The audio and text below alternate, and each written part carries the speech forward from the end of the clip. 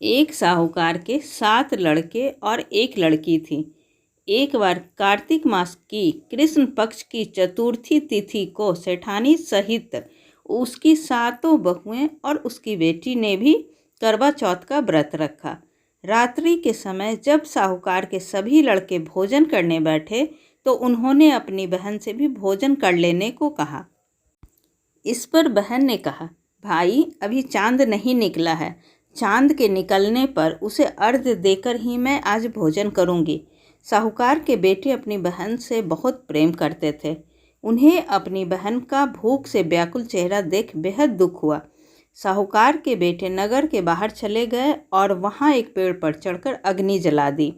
घर वापस आकर उन्होंने अपनी बहन से कहा, देखो बहन, चांद निकल आया है, अब तुम उन्हें अर्घ्य देकर भोजन ग्रहण करो।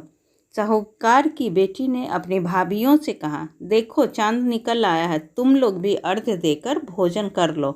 ननद की बात सुनकर भाभियों ने कहा, बहन अभी चांद नहीं निकला है, तुम्हारे भाई धोखे से अग्नि जलाकर उसके प्रकाश को चांद के रूप में तुम्हें दिखा रहे हैं।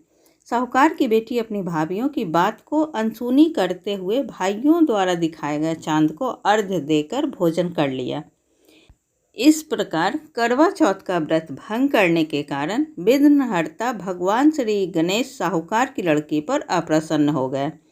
गणेश जी की अप्रसन्नता के कारण उस लड़की का पति बीमार पड़ गया और घर में बचा हुआ सारा धन उसकी बीमारी में लग गया।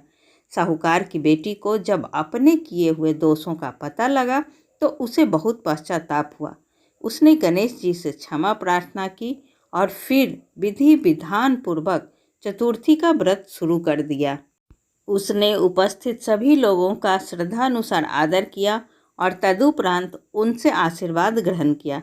इस प्रकार उस लड़की के श्रद्धा भक्ति को देखकर एकदंत भगवान गणेश जी उस पर प्रसन्न हो गए और उसके पति को जीवन दान प्रदान किया। उसे सभी प्रकार के रोगों से मुक्त करके धन संपत्ति और वैभव से युक्त कर दिया। ऐसी ही अच्छी और ज्ञानवर्धक कहानी सुनने के लिए प्लीज़ आप मेरे चैनल को सब्सक्राइब जरूर करें। तब तक के लिए बाय बाय।